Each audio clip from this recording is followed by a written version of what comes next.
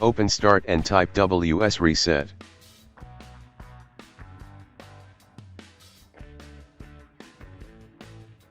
Open WS Reset.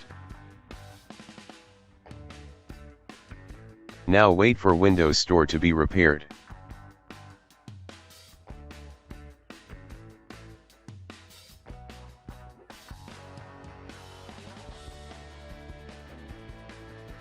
If that didn't work,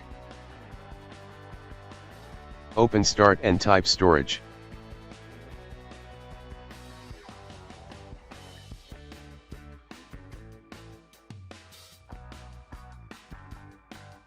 Click on Storage setting.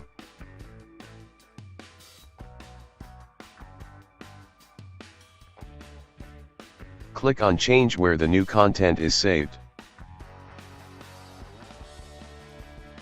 Go to New App will save to. Now select New Default Installation Location for Windows 10 apps. Press Apply.